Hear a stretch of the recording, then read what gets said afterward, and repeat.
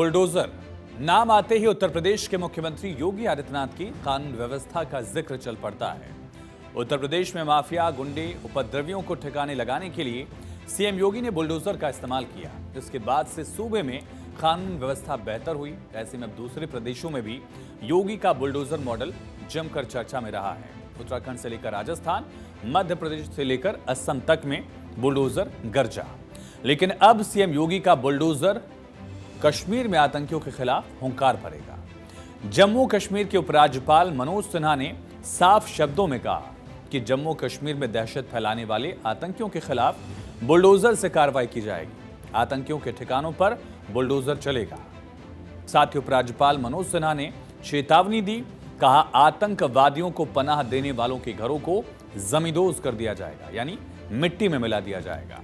तस्वीर साफ हो चुकी है कि अब जम्मू कश्मीर में आतंकवाद के फन पर बुलडोजर का पंजा चलाने की तैयारी शुरू हो गई है। इसका ऐलान साफ शब्दों में खुद उपराज्यपाल मनोज सिन्हा ने कर दिया है। मुझे लगता है कि केवल प्रशासन या फोर्सेस का ये काम नहीं, आवाम का भी काम है कि ऐसे लोगों को परेशान करें।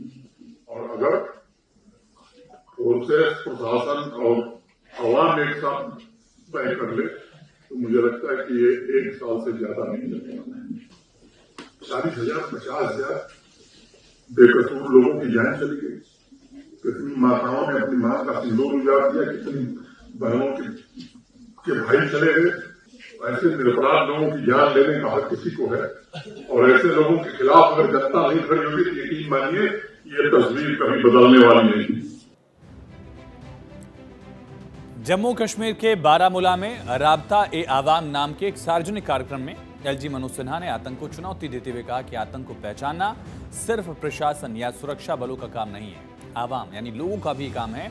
और अगर तीनों एक साथ तय कर लें तो आतंक खत्म होने में 1 साल से ज्यादा वक्त नहीं लगेगा। उपराज्यपाल मनोज सिन्हा ने कहा कि मैंने सुरक्षा बलों को निर्देश दिया है वो किसी भी निर्दोष को नुकसान न पहुंचाएं, लेकिन दोषियों को बख्शा भी नहीं जाएगा। आगे कहा कि अगर कोई आतंकवादियों को पनाह देता है तो उसके घर को जमींदोज कर दिया जाएगा। इस पर कोई समझौता नहीं होगा।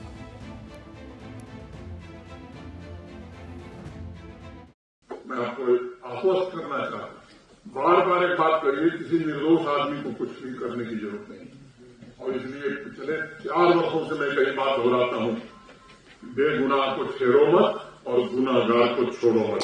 अगर कोई आतंकवादी को शेल्टर देगा तो उसका घर जमींदोज किया जाएगा।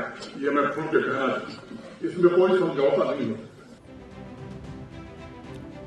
उपराज्यपाल मनोज सिन्हा ने कहा हमारे देश में आतंक को प्रश्रय देने वाले लोग हैं और फिर कहते हैं कि हमारे ऊपर अन्याय हो रहा है।